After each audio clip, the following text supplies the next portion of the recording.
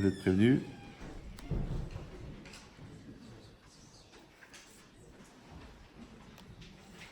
Alors, on va parler d'un passouk dans Michelet, Perek Kaf Dalet, passouk Lamed. C'est marqué là-bas, Ad al-Sadeh ish adsel avarti. Sur le champ d'un paresseux, avarti, je suis passé. Ve al-Kerem Adam Chaserlev. Et sur la vigne d'un homme qui manquait de cœur, ou qui avait un cœur incomplet. Ve'ine ala kulo kimshuni. Mais voici qu'il était entièrement rempli de ronces. Chasu panav charulim. Sa face était recouverte d'épines. Ve'geder avanav ne'ersa. Et sa barrière de pierre était renversée. Ve'echeze, j'ai contemplé, Anochi. Achit libi, j'ai porté mon attention, mon cœur. Raïti, j'ai vu Ve'lakarti moussar, et j'ai tiré un enseignement. De quoi il parle ce verset? Il parle de cette qualité tellement développée, tellement reconnue, qu'on appelle la paresse. Donc on va essayer de réfléchir un petit peu aux différentes facettes de cette notion, qui est une notion très très importante, parce qu'on s'attache toujours à la paresse physique, le fait de ne pas se lever, de ne pas se bouger, mais il y a aussi la paresse mentale, d'accord? De ne pas se remettre en cause, la paresse émotionnelle, la paresse intellectuelle, de ne pas réfléchir. Il y a même la paresse existentielle, de ne pas exister. Donc il y a beaucoup de facettes. Donc j'ai voulu qu'on traite ce sujet, d'abord parce que je ne savais pas de quoi parler, et aussi parce que c'est important de le faire une fois par an. Ça peut aider, ça peut sauver. Et comme je dis toujours à mes enfants, et comme vous faites un petit peu partie de la famille maintenant, parce que c'est marqué Talmidim Ariem Kebanim, les élèves sont comme les enfants, qu'il n'y a aucune siata d'Ishmaïa dans la négligence. Il n'y a pas d'aide divine dans la négligence. Quand tu négliges, d'accord, le bon Dieu n'est pas là. Donc c'est pas la peine de dire comment ça se fait, pourquoi et comment, et c'est pas là. Quand tu négliges, il n'y a pas d'aide divine, d'accord? Maintenant, la paresse, c'est une des facettes de la négligence, ou en tout cas, c'est un générateur de négligence. Alors, on va essayer de comprendre. Quand c'est marqué là-bas, Al-Sadeh ish adsel avarti, c'est quoi le champ? Le champ, c'est, comme en français, le champ d'application de l'homme. C'est-à-dire dans quel espace il va se développer. Tout ce qui est autour de moi, tout l'espace dans lequel je grandis, tout mon monde à moi, ça s'appelle le champ. Il dit maintenant, il dit sur le champ d'un homme paresseux, avarti je suis passé, ça veut dire que lui-même, il a expérimenté, parce que qui c'est qui n'a pas expérimenté la paresse? Qui c'est qui n'a pas goûté un petit peu à cette logique-là, de se laisser aller, de ne pas se prendre en main, et de ne pas faire ce qu'il faudrait faire au moment où il faut le faire. Mais après, il dit Ve'al Kerem Adam Chaserlev, et sur la vigne d'un homme qui manquait de cœur. Donc il a fait un parallèle entre Hatzel, qui est le paresseux, et Chaserlev, quelqu'un qui manque de cœur. On va voir pourquoi c'est comme ça. Après, il dit Ve'ine kulo kimshunim. Il était entièrement couvert de ronces. Alors ça, c'est une notion qui est très très importante. C'est que je rappelle que si vous allez dans un magasin qui vend des graines, qui vend des arbres, qui vend des plantes, ils ne vendent pas de mauvaises herbes. Vous allez chez Truffaut, vous allez n'importe où, vous voulez acheter des mauvaises herbes, ça ne se vend pas. C'est extraordinaire. J'ai tout ce qu'il faut en rose, en tulipe, en camélia, mais je voudrais des mauvaises herbes. Non, monsieur, les mauvaises herbes, ce n'est pas la peine de les acheter. Il y en a des milliards et des milliards de graines à l'intérieur de la terre. De là, on apprend déjà une logique extraordinaire. C'est que le mauvais qui est en nous, on n'a pas besoin de le planter. Il pousse tout seul. Justement, au contraire, on est obligé de désherber régulièrement. Ça s'appelle le travail sur soi. Mais les mauvaises qualités, les mauvais réflexes, les mauvaises intentions, les mauvaises interprétations, elles vont venir toutes seules. C'est pas la peine de chercher à devenir mauvais. Reste naturel, ça va venir. Ouais. Par contre, pour devenir bon, ça c'est compliqué, ça. C'est beaucoup d'énergie, beaucoup d'efforts, beaucoup de persévérance. C'est normal. Si tu veux du blé, c'est difficile. Mais si tu veux des orties, ça vient tout seul. Ouais. Troisièmement, qu'est-ce que ça veut dire que Geder Avanav Ne'ersa, sa barrière de pierre, elle est tombée. De quelle barrière de pierre on parle? Oui. Alors je donne toujours cet exemple. Dans les champs, quand vous roulez à la campagne, dans les coins vraiment perdus, Et vous voyez comme ça des petits potagers, des petits champs. Et puis, ils sont entourés d'une barrière. Cette barrière, elle est faite avec des pierres. D'où viennent les pierres? Est-ce qu'il a été le gars chez le roi Merlin pour acheter des pierres? Non. En vérité, en labourant le champ, il a rencontré des pierres. Ces pierres, il les a pris, il les a jetées sur le côté. Avec les pierres qu'il a ramassées en labourant, il a fait un mur. Maintenant, c'est compliqué les pierres parce qu'elles ne sont pas les mêmes. Vous voyez, les parpaings, ils sont tous pareils. Comme les briques, c'est pareil. Ils ont tous la même taille. Donc, un peu de mortier, un peu de ciment, une brique, un peu de ciment, une brique. Mais les pierres, elles n'ont pas la même forme du tout. C'est rare de trouver deux pierres pareilles. Donc, ça veut dire que quand il va falloir construire le mur à partir des pierres, il va falloir doser le ciment. Des fois, en mettre plus, des fois, en mettre moins. Exactement pareil que les gens. On est tous différents les uns des autres. Donc, quand tu vas t'arranger avec quelqu'un, il y a des gens qui vont comprendre du premier coup, il y en a qui vont mettre des années. Il y en a qui sont très impulsifs, il y en a qui seront très, très lourds, très blata. Donc, le ciment, c'est ce qui va permettre le lien entre les pierres. Pour créer le tissu social ou pour créer le mur de la solidarité, il va falloir compenser en mettant plus ou moins de ciment. Et de la même manière, ces pierres-là, en vérité, elles vont constituer le mur. Ce mur-là, il vient des pierres qu'on a trouvées dans le champ. Le champ, on a dit que c'est la personne. Quand tu laboures la terre, qu'est-ce que tu fais en fait? Tu travailles ta personne. Parce que la terre, au départ, elle est dure. Ouais. Et toi, tu prends la charrue et c'est très dur. Parce qu'aujourd'hui, on voit ça avec des machines. On voit rien du tout. On va directement au supermarché, on reçoit. Ouais, mais à l'époque, le gars, quand tu disais, tiens, va bêcher le jardin, le gars, il allait mourir. Ouais. Après, il l'a fait avec le cheval qui tire la charrue. Et la charrue, c'est pas simple comme ça. Tu le vois comme ça sur la photo, ça a l'air sympathique. Mais tu fais ça pendant une journée, tu vas mourir. Tes épaules, elles tombent par terre. Ton dos, il est cassé en 19. Parce qu'il faut enfoncer la charrue et rentrer. Pourquoi faire en fin de compte? Pour concasser la terre. Maintenant, la terre que tu vois dans les champs aujourd'hui, elle est déjà toute meuble. Mais au départ, elle est dure. Donc, plus tu vas la labourer, plus elle va devenir meuble. Pourquoi elle a besoin d'être meuble? En fait, c'est pour que ensuite la graine puisse pénétrer. Ça veut dire que la personne, elle est dure. La personne, elle est entêtée. La personne, elle est lourde. La personne, elle est gamine. La personne, elle est idiote. Il faut qu'elle casse ses mauvaises midotes en labourant le champ jusqu'à ce qu'elle devienne meuble. C'est-à-dire qu'elle devient accessible, elle devient disponible, elle devient ouverte, elle devient souple pour s'adapter aux situations. Parce que ce qui fait souffrir quelqu'un, c'est quoi? C'est la confrontation. La confrontation à quoi? À la différence entre ce que tu devrais être et ce que tu es. Maintenant, je vous ai déjà expliqué 1 million de fois. Michael, ça fait vraiment du bruit. Donc, je vous ai déjà expliqué 1000 fois que l'intelligence, en philosophie, c'est la capacité d'adaptation. Donc, le contraire de l'intelligence. Ce qu'on appelle la bonnerie, mais avec une lettre d'écart dans l'alphabet. C'est l'incapacité à s'adapter. Maintenant, le problème, c'est que la vie a un défaut majeur, c'est qu'elle change. Je ne sais pas si vous me suivez. Donc, on est tout le temps obligé de s'adapter. Mais pour les gens qui ne veulent pas s'adapter, c'est une souffrance. D'ailleurs, on le dit, il y a un cours de Ben Chetrit qui s'appelle comme ça, grandir, c'est souffrir. Si vous avez écouté ce cours, grandir, c'est souffrir. Moi, des fois, mes enfants me disent, papa, c'est difficile. Je dis, mon fils, t'es en train de grandir. Papa, c'est dur, il faut se confronter avec le patron. T'es en train de grandir. Ah, il faut se confronter avec ton mari. T'es en train de grandir. Grandir, c'est souffrir. Ah, Dieu, on n'est pas des masos. Non, tu n'es pas obligé de grandir. Tu peux te mettre en position de sécurité fœtale. À l'intérieur de la tête, bien sûr, avec ton doudou.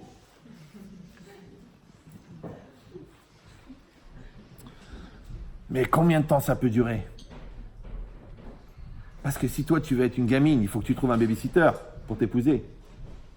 Mais si tu veux être une femme, il y aura un homme en face de toi.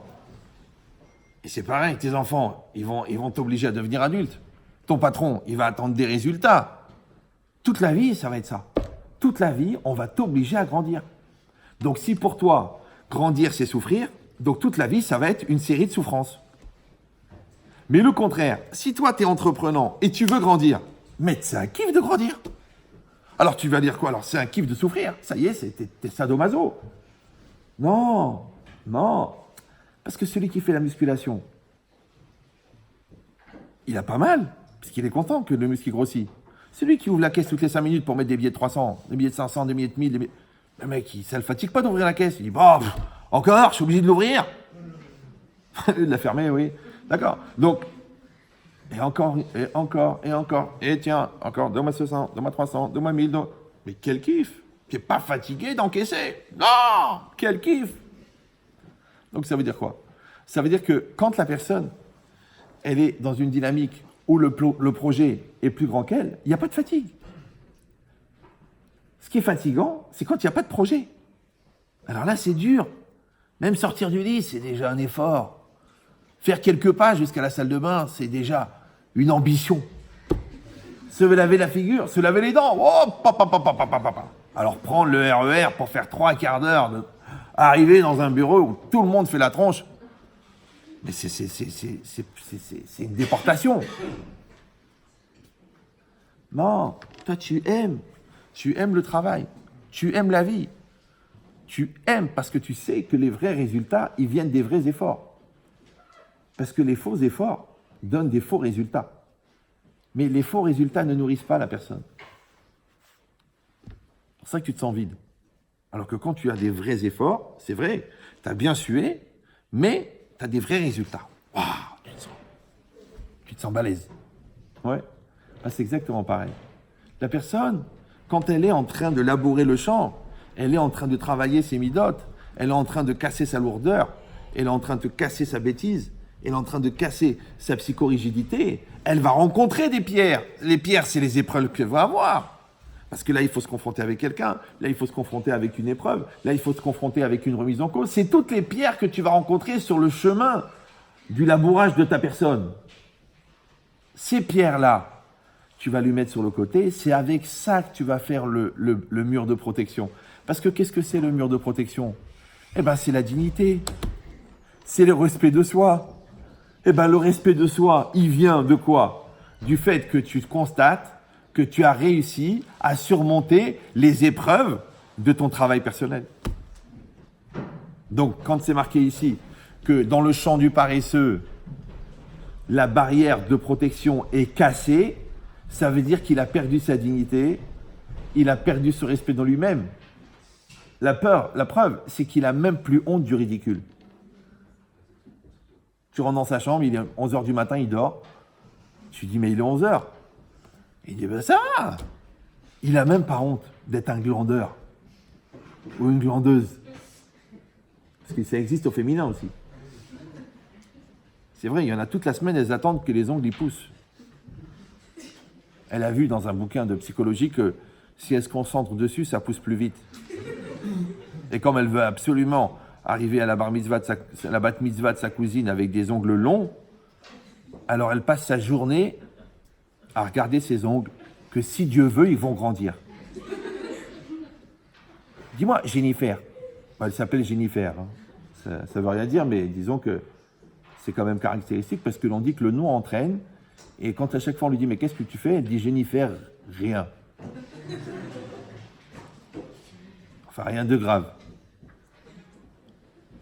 Tu peux passer ta semaine à regarder tes ongles pousser. Il y en a, ils attendent toute la semaine, ils attendent le week-end. Le week-end, il va venir. Non, ça, je vous le dis. Hein. Mais tu fais rien, t'attends. Comme des gens qui attendent le bus. Ils attendent.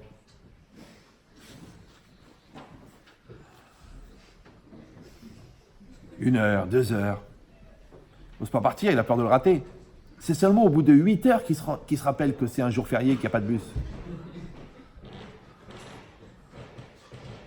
Mais la vraie question, c'est pas le temps qui passe. La vraie question, c'est qu'est-ce que tu as fait pendant que le temps passait? Parce que le temps, il va passer. Les années, elles vont passer.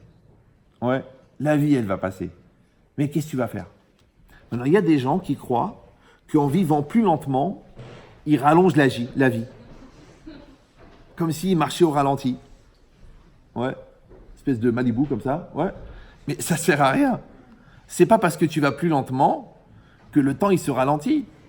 C'est comme les gens qui croient que pendant qu'ils réfléchissent, le problème arrête de se détériorer, arrête de dégénérer. Il dit attends, je réfléchis. Donc quand ils réfléchissent, tout l'univers s'arrête. Le bon Dieu, il a mis Stop. On attend que Jérémie décide. Eh ben, je m'excuse de vous décevoir, même si c'est violent au niveau psychiatrique pour certains. Mais pendant que vous réfléchissez, la situation, elle continue à évoluer. La poussière se dépose, les années s'accumulent, les agios s'accumulent aussi, l'énervement de l'autre, la patience, elle s'use, ouais. Les nerfs, ils lâchent, pendant que toi, tu réfléchis. Est-ce que c'est bien? Est-ce que c'est pas bien? Est-ce que c'est important? Est-ce que c'est le moment? C'est comme les gens qui dorment, ils se réveillent. Et le réveil, il sonne. Et ils disent, je me lève dans 5 minutes. Ça, c'est un syndrome très, très développé au niveau psychiatrique. Et les 5 minutes, elles durent 3 heures. Il se réveille, il est 11 heures. Il dit, c'est pas possible. Attends, c'est pas possible. Attends, je vis une accélération du temps. Je dois être dans un film de science-fiction. Non! Pourtant, il rêvait. Dans son rêve, il dormait, il s'est levé, il a été aux toilettes, il a fait ça, il a fait sa prière, il a marché, il a été au travail. Tout ça dans le rêve. À un moment, il a même pensé qu'il était aux toilettes. Et d'ailleurs, et il en a la preuve.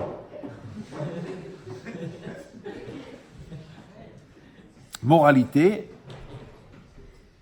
des fois, tu crois que tu réfléchis, mais en fait, tu dors.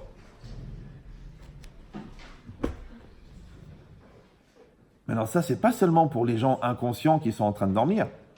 Même des fois, dans la vie, il y a des gens qui te disent, écoute, ok, elle est bien, ok, elle est sympathique, ok, elle est mignonne, mais j'ai besoin de réfléchir. En fait, c'est ce qu'on appelle du FTG, c'est-à-dire du foutage de gueule. Ben oui, parce que si tu veux 15 jours pour réfléchir, dans les 15 jours, tous les jours, tu vas dormir 8 heures, tu vas travailler 8 heures, tu vas faire 2 heures de transport, 2 heures de prière, 1 heure aux toilettes, 3 heures de télé. Donc combien de temps tu vas réfléchir par jour? 2 minutes. Donc en 15 jours, tu vas réfléchir combien de temps? 30 minutes. Alors prends les 30 minutes maintenant, et dans 30 minutes, tu me dis, est-ce que la fille, elle perd son temps ou tu vas l'épouser? Oh, vous me stressez. Mais quand toi, tu stresses l'autre de lui dire j'ai besoin de réfléchir, eh ben c'est la même chose que si toi, tu te stresses, que tu t'obliges à décider. T'as qu'à dire non. Non, parce qu'elle a des très très bons côtés. T'as qu'à dire oui. Oui, mais il y en a plein d'autres.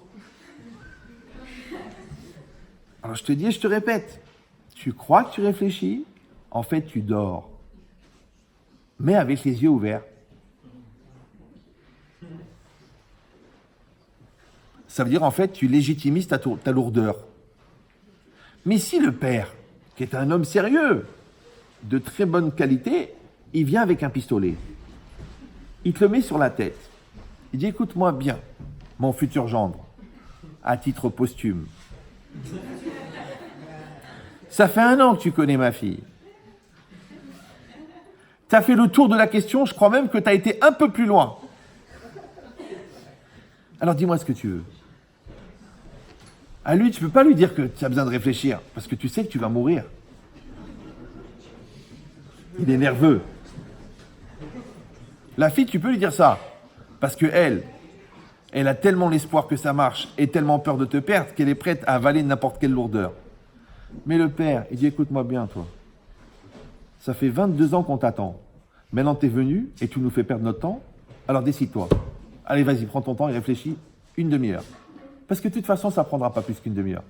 Les gens ils disent, non, faut donner du temps au temps, faut laisser mûrir les idées, faut mettre tout à plat. Non, il n'y a pas, tu mets pas à plat. Il n'y a pas. Lève-toi, toi. Ouais. Tu prends le temps, c'est-à-dire le temps de la concentration. Le temps de la concentration, ça veut dire que tu vas réunir toutes les particules de ta problématique dans un espace précis et tu vas tirer un coup de feu qui s'appelle la décision. Tout le reste, c'est du baratin.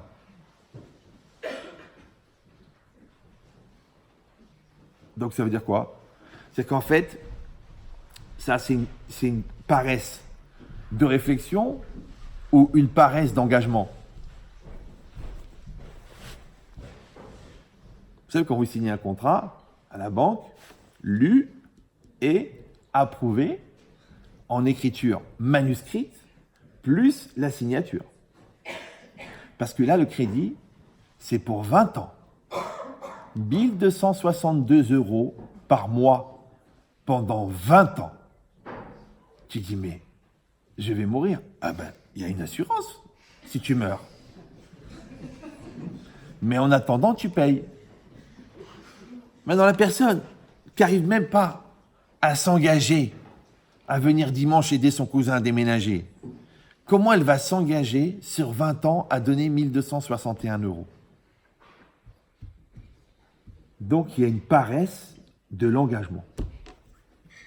C'est pour ça qu'il faut se marier jeune. Parce que plus tu tardes, plus tu deviens intelligent. Et les plus grands choix de la vie, il faut les faire quand on est un peu cinglé. C'est comme les enfants. Ouais, il faut les faire quand tu es jeune. Parce que à partir d'un certain âge, tu dis, bon écoute, 2 c'est déjà pas mal, je pense qu'on va adopter un chien. Alors que quand tu es jeune, au 7e, tu dis, bon, je crois qu'il faut qu'on commence à prendre la pilule quand même.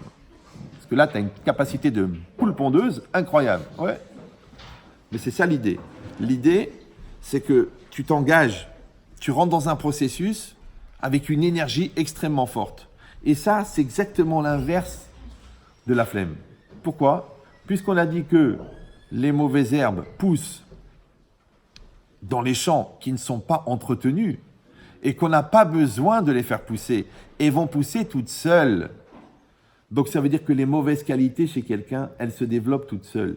Donc non seulement que tu dois être en lutte pour fabriquer des bonnes qualités, mais en plus, tu dois être en lutte pour éliminer les mauvaises qualités. Parce que tu peux développer les deux en même temps. Donc cet effort-là que tu vas fournir, on a dit, c'est ça qui va fabriquer le mur de protection. C'est pour ça que les gens qui sont paresseux, souvent, n'ont pas confiance en eux. Pourquoi? Parce que la confiance en soi, c'est la résonance de la constatation du résultat obtenu. Mais quand tu n'as pas de résultat, comment tu vas? Tu vas avoir la résonance du résultat puisque tu n'as pas obtenu de résultat, puisque tu as été trop flemmard pour faire l'effort d'obtenir un résultat. Donc du coup, tu n'as pas confiance en toi. Et comme tu n'as pas confiance en toi, tu as encore moins le courage de faire encore des efforts. Puisque moins tu as confiance, moins tu as de courage. Moins tu as de courage, moins tu as de confiance. Et tu t'enfermes à l'intérieur.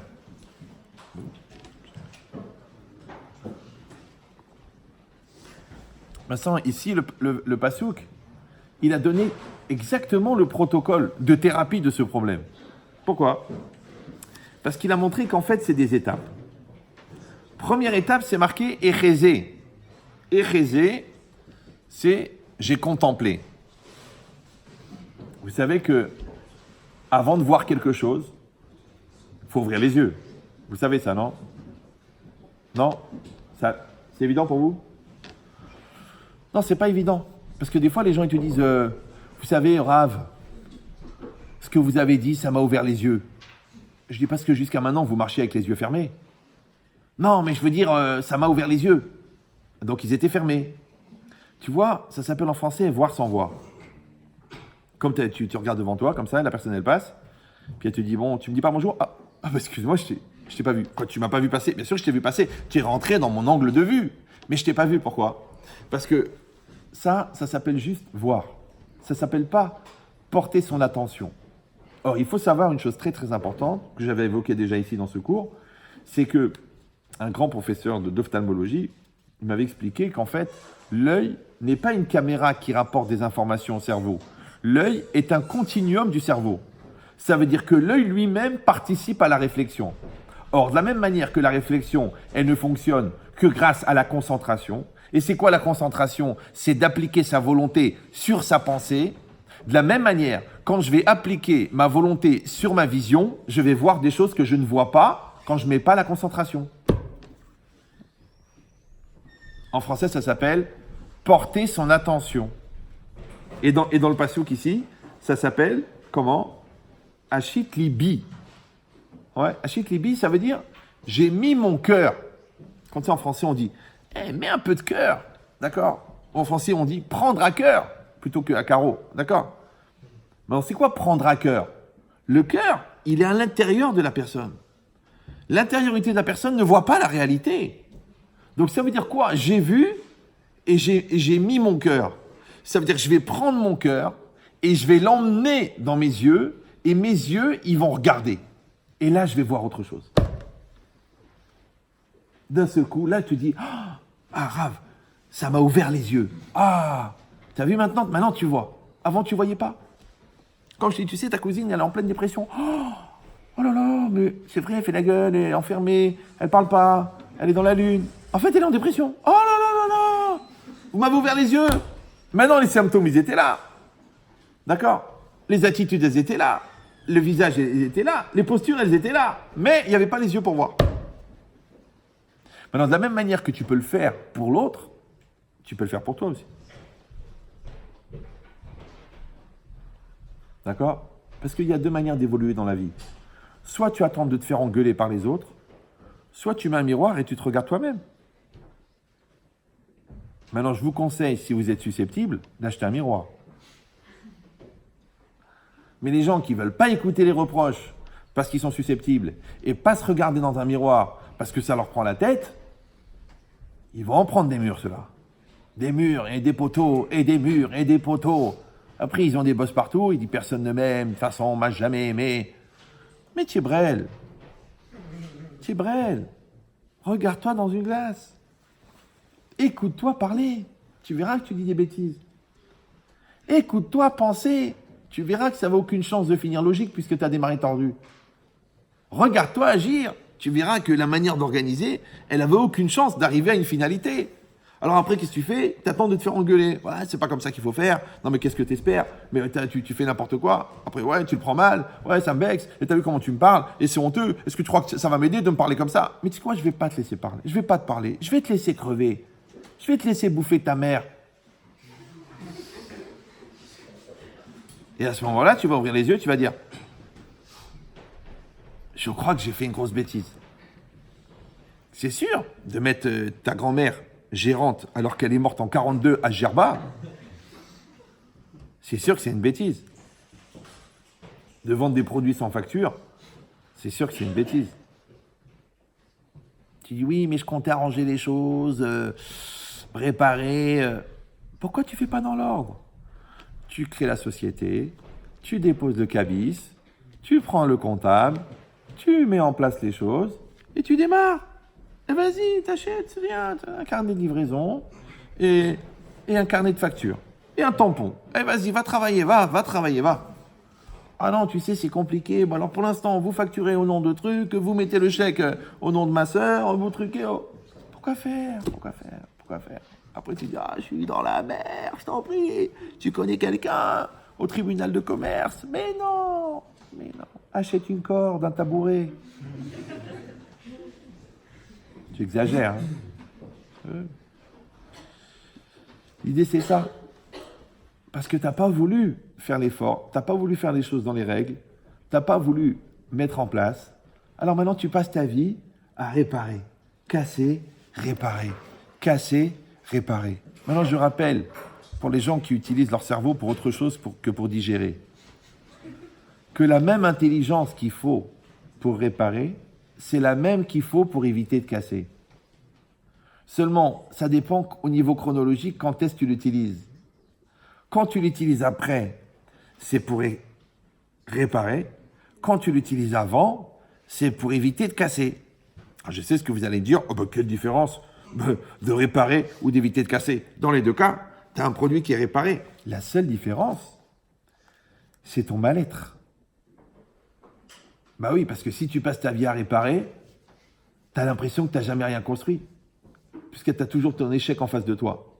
Alors que quand tu as évité de casser, ce qu'on appelle le geste parfait, le geste précis, tu as la satisfaction psychologique de la réussite.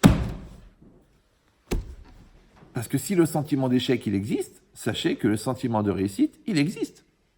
Maintenant, comment tu peux cultiver l'échec ouais, et espérer ressentir le sentiment de la réussite. Ça, c'est les trucs que j'arrive pas à comprendre. Je dois être trop logique. Alors que les gens disent, non, vous savez, t'inquiète, je gère, j'ai mon truc, c'est ma manière de travailler. Tu sais, la prison, elle est remplie de gens qui ont des méthodes spéciales de travailler. Mais il y a des protocoles. Suis le protocole.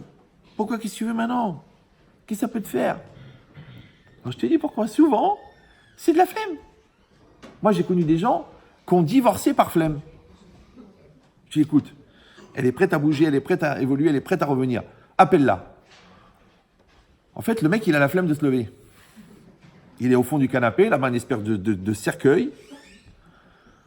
Et qu'est-ce qu'il fait? Son cerveau, il commence à légitimer. Ouais, de toute façon, c'est toujours moi qui fais les efforts. Pourquoi c'est à moi d'aller? Et puis mon père, il s'est jamais réinvesti. Et puis à quoi ça sert de truquer? Et puis de toute façon, ça marchera pas. En vérité, le fond du problème, il a la flemme de se lever. Le mec, il a divorcé parce qu'il avait la flemme de se lever. Je sais pas si vous sentez le problème.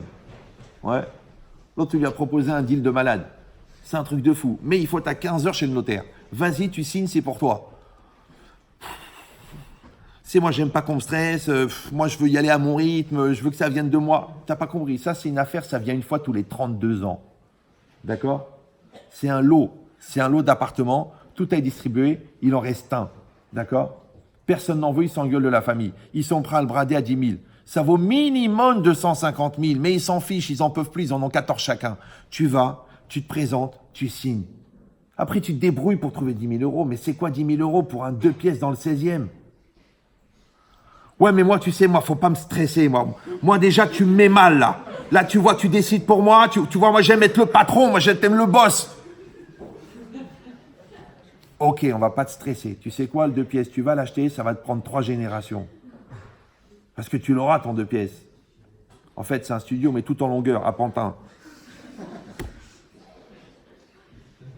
C'est-à-dire qu'il y a des moments, il faut réagir. En anglais, ça s'appelle khfifout.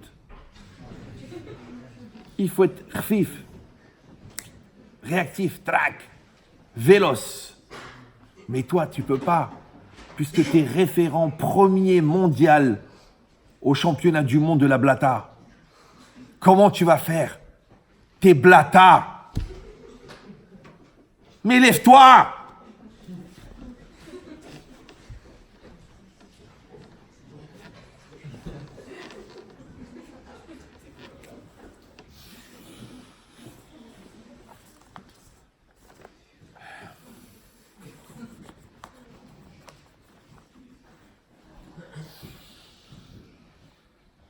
Tu crois que c'est bien pour moi?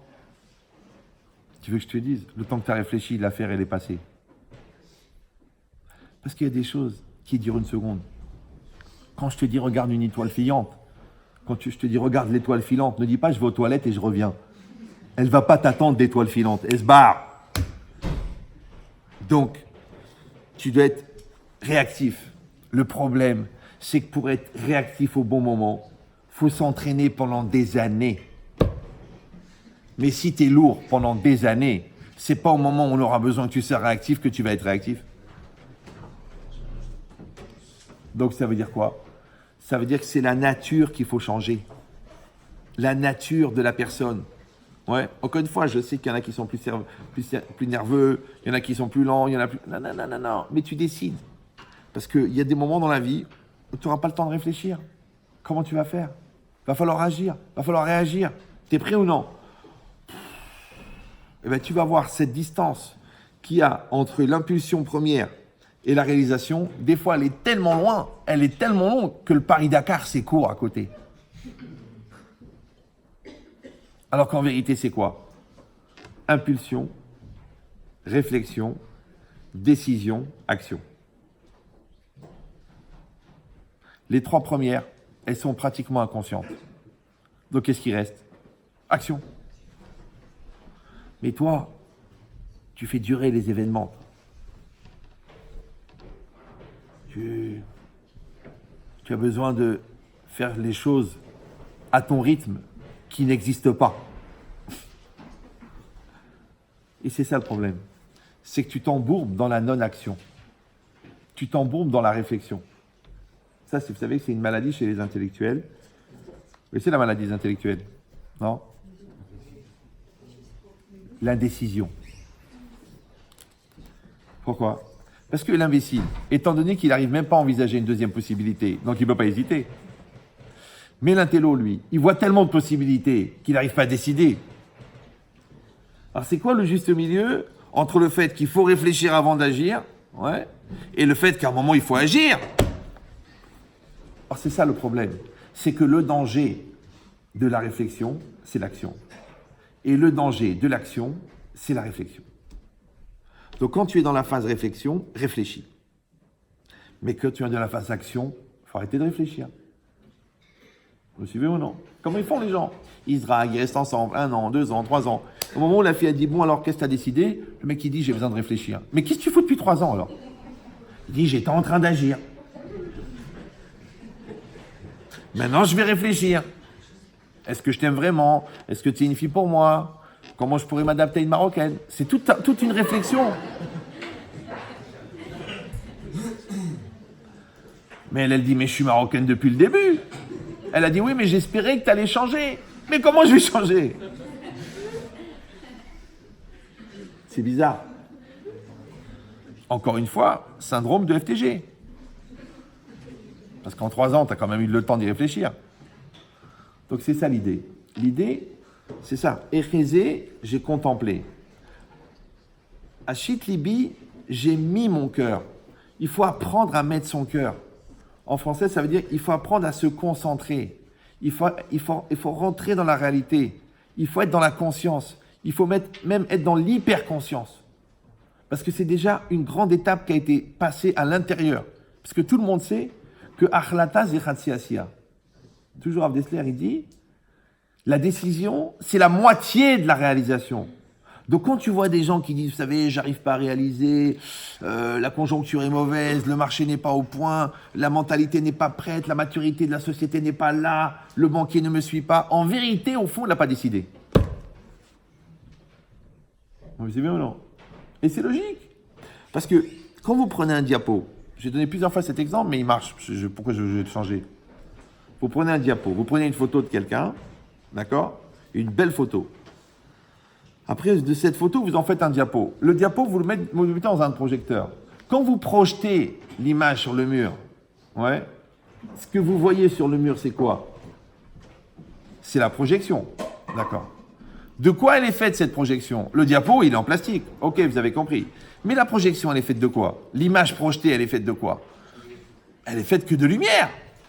Maintenant, ce qui est noir sur le diapo, ça bloque la lumière. Ce qui est transparent, ça ne bloque pas la lumière.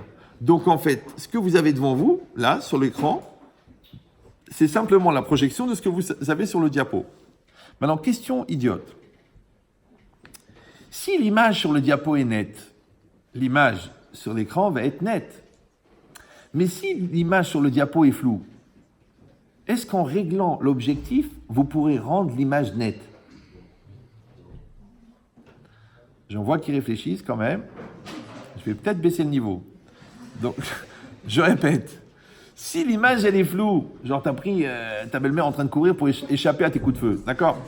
Donc l'image est floue. Moi, j'ai pris un exemple au hasard, mais bon, j'en vois pas d'autres, d'accord? Donc, si l'image est floue, et tu as un diapo donc qui est flou, tu le mets dans le projecteur. Et en réglant l'objectif, tu essayes de rendre net. C'est pas possible. Ça va être nettement flou. Non, ça a l'air d'un jeu de mots. Mais dans la vie, il y a des gens qui ont des situations qui sont nettement floues. C'est pas flou. C'est nettement flou. Tu dis, mais tu vois pas que c'est flou? Si, c'est flou. C'est même nettement flou. Donc c'est pas... C'est comme les gens qui disent, je mens, mais moi je le dis. Genre, il est franc dans son mensonge. Il est bon, lui. Il est honnête dans son escroquerie. Waouh, ça c'est un gars de valeur. C'est un menteur, mais sincère. Limite du schizophrène. Mais au moins il y croit. D'accord? Donc c'est quoi l'idée? L'idée c'est que quand l'image elle est floue, automatiquement, quand le diapo est flou, automatiquement l'image elle est floue. Maintenant, l'image, c'est quoi? Le diapo, c'est ton projet, et l'image, c'est la réalisation. Donc, si la réalisation, elle est floue, c'est parce que l'idée, elle est floue au départ. Pourquoi? Parce qu'on a dit que l'image, elle est projetée par quoi? Par la lumière. Or, je rappelle, comme ça a été souvent répété dans les cours de Ben Shetrit, pour ceux qui ont suivi à l'époque, qu'il y a une notion chez les Chachamim qui s'appelle Orot Zeretzonot. Les lumières, ce sont les volontés. C'est-à-dire que la représentativité physique de la volonté, c'est la lumière. Or, de la même manière que la lumière, elle passe à travers le diapo et elle va projeter l'image, de la même manière, la volonté, elle traverse le projet et elle réalise le projet. C'est-à-dire qu'en vérité, ta réalité, elle est faite à 99% de volonté. Mais si tu fais passer ta volonté par un diapo flou, ça va être flou. Mais si en plus de ça, il n'y a pas de volonté, quelle va être la qualité de la netteté de l'image projetée sur un projecteur qui n'est pas allumé?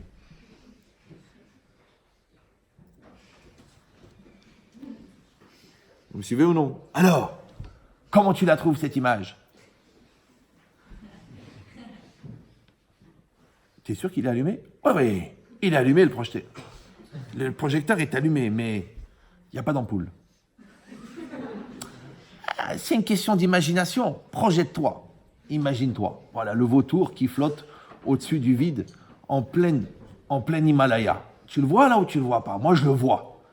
D'accord? Je vois la profondeur de l'horizon, je vois la crête de la montagne, on voit à peine le bout, et je vois le vautour énorme, avec des ailes incroyables. Je vois même les dernières ailes là-bas qui sont écartées.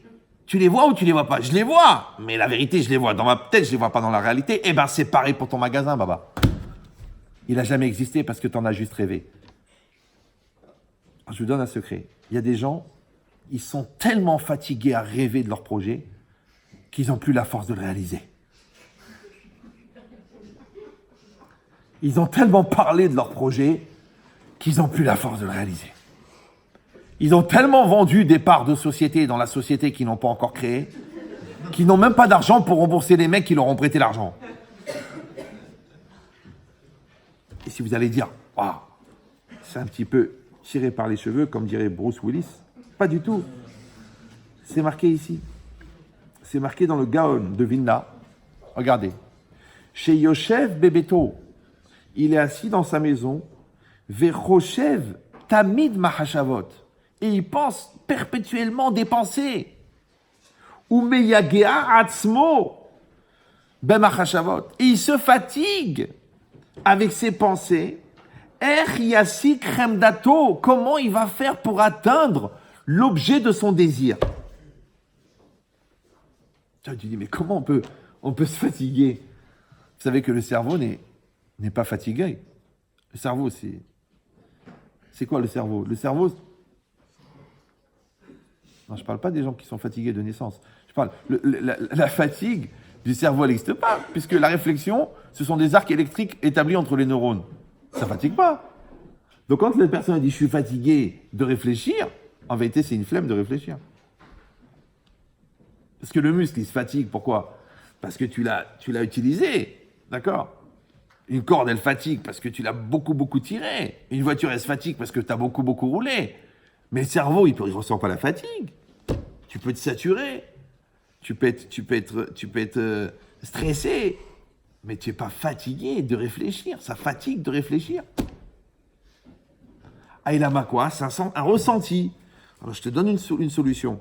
C'est que les gens qui ne soulèvent jamais la valise, le jour où ils vont la soulever, ils vont la trouver lourde. Donc, les gens qui réfléchissent jamais, le jour où ils commencent à réfléchir, ils ont une sensation de fatigue, mais en fait, c'est juste parce que c'est nouveau, parce qu'ils n'utilisent jamais le cerveau. C'est le principe de l'escalator que j'ai souvent développé. Vous vous rappelez l'escalator? Oui, non? Moi, j'aime pas les escalators. Donc, des fois, j'arrive et il y a un escalator. Alors, je prends l'escalier. Alors, des fois, il y a des goïms, ils ont de la peine pour moi. Ils me disent, monsieur, vous pouvez prendre l'escalator? Il est permis aux juifs. Je lui dis, mais je préfère ne pas prendre l'escalator. Alors, il me dit, ah ben, vous êtes vraiment différent, vous. Elle me dit, mais pourquoi? Je dis, parce que des fois, il ne marche pas. Et ça, c'est un phénomène psychiatrique, c'est intéressant. Vous pouvez y penser aux toilettes, ça peut aider d'ailleurs. Quand tu prends un escalier, tu montes un escalier. Mais quand tu montes en escalator, bizarrement, quand l'escalator ne marche pas, c'est plus dur à monter que l'escalier. Bien que c'est les mêmes marches. Mais quand il ne marche pas, d'un seul coup, chaque pas, il te coûte. Donc, quand tu t'es habitué à l'escalator, après, tu trouves l'escalier difficile à monter. C'est comme moi, toujours quand j'arrive quelque part dans une ville ou quoi pour faire une conférence, le gars qui vient me chercher, il me dit « Raph, je vous prends la valise ». Je dis « Je préfère pas ». Il me dit « Pourquoi ?» Je dis « Parce que quand t'es pas là, je vais la trouver lourde. » En plus, elle roule, comme sur des boulettes. D'accord? Donc, je la tire. D'accord? Mais c'est quoi l'idée? L'idée, c'est que il ne faut pas s'habituer à l'escalator. Tu vois, celui-là, il a eu une enfance facile. Il a pris l'escalator. Après, il se marie, c'est très dur. Ah, c'est l'escalier, là. Le premier enfant, il était cool, gentil, sympathique, intelligent. Le deuxième, il est hystérique, méchant, tordu et a une tendance à la diarrhée. Bah, c'est l'escalier, baba. Mais comme tu étais habitué à l'escalator, tu trouves que l'escalier, il est raide. Alors que, quand tu t'habitues à l'escalier, l'escalator, ça te fait ni chaud ni froid. Parce que tu es prêt à monter l'escalier. Vous me suivez ou non? Donc, quand tu es prêt à assumer, ça ne te fatigue pas si le bon Dieu, il fait que tu n'as pas besoin d'assumer. Mais si toi, tu fais tout pour ne pas assumer, le jour où la vie, elle t'oblige à assumer, tu vas mourir. Parce qu'il faut assumer. Donc toi, tu préfères l'escalator, toi. Ce qui est marqué ici. Dit la personne, elle va se fatiguer à rêver. Elle va se fatiguer à faire des montages financiers. Elle va se fatiguer à calculer les bénéfices sur les ventes. Mais vends un produit. Non, mais moi, je suis dans la réflexion. Moi, je suis dans le concept. Moi, je suis dans le prévisionnel. Mais vends un produit. Le mec, il a calculé, il prend 2,50 € par produit. Donc, pour 1000 produits, il prend 2500. Pour 20 000, pour 100 000, pour 1 million. Ok, tu en vends 1 million, tu en vends 2 millions, tu en vends 30 millions. Mais vends-en un. Ah, c'est pas mon truc, c'est pas mon rôle, c'est pas à moi de le faire, c'est l'équipe commerciale. Mais pour savoir s'il est vendable, essaye d'en vendre un.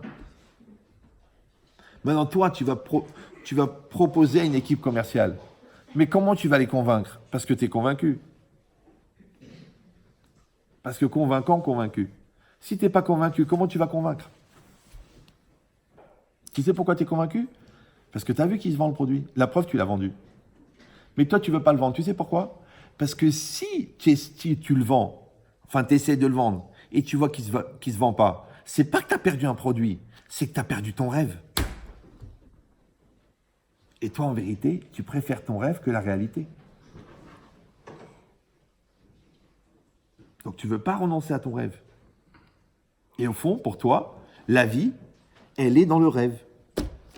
Donc, un mec qui va se fatiguer à monter un magasin après l'autre, un mec qui va se fatiguer à s'occuper de ses enfants, et toi, tu vas te fatiguer à rêver. Mais comme ton domaine de projection et ton domaine de réalisation, il est dans le rêve, donc tu fais tout dans le rêve, toi. Tu penses dans le rêve, tu rêves dans le rêve, tu réalises dans le rêve. Et tu t'épuises dans le rêve. Tu n'as pas besoin de la réalité. C'est extraordinaire. Aujourd'hui, c'est devenu vraiment une religion, ça s'appelle Netflix. Tu n'as plus besoin de vivre. Il suffit que tu payes l'abonnement. Et après, tu es bien. Et tu passes d'une série à l'autre, tu passes d'un feuilleton à l'autre, et tu vis des choses incroyables, et tu es épuisé. C'est comme la différence entre l'amour et la masturbation. C'est la même chose. Sauf que là, il faut se marier, alors que là, tu n'es pas obligé. C'est ça l'idée. Tu dis, mais qu'est-ce que tu fous toute la journée? Ah, j'en ai vu 3, j'en ai vu 4, j'en ai vu 5, j'en ai vu 6. Mais c'est devenu, je dis même plus une maladie, je dis une religion. Tout de suite, tout juste, il ne va pas mettre le talit avant d'allumer la télé. Et cette logique, c'est ça. Mais Yagea Atzmo Bemachashavot, il se fatigue avec des pensées. Yassik Remdato, comment est-ce qu'il va atteindre sa convoitise? On a déjà expliqué que le mot Machashavot en hébreu, il vient du verbe larshov, qui veut dire penser. Il vient aussi du mot chashuv, qui veut dire important. Donc, Masheata Choshev, c'est Masheata Marshiv. Donc, ce que tu penses, c'est ce que tu considères. Maintenant, la considération, c'est tout à fait différent d'une idée, d'une option, d'une illusion. C'est quelque chose de chachouv, puisque tu es marchiv, et tu es mechachev, et tu es choshev. C'est du lourd. Ouais, mais fais attention à toi. Parce que très très vite, il faut que cette pensée, elle bascule dans l'action. Il faut qu'elle se réalise. Parce que la même pensée qui va être le carburant de la réalisation, si tu ne la réalises pas, elle va être le carburant de ta frustration. Vous me suivez ou non? C'est-à-dire, plus tu penses et moins tu réalises, et plus ta pensée, elle va te détruire. C'est normal. Ça s'appelle la désillusion. Donc, il faut que ta pensée, elle soit imprégnée des moyens de la réaliser. Et les moyens de la réaliser, c'est ce qui va faire basculer ta pensée de la pensée à l'acte. Mais quand tu ne t'intéresses pas aux moyens de réaliser, parce que pour toi c'est inintéressant, c'est le comment. Toi, ce qui t'intéresse, c'est le pourquoi. Fais attention, le pourquoi, là, t'es que le quoi. Ouais, parce que toi, tu es dans le concept. Toi, tu es dans l'idée. Toi, tu es dans la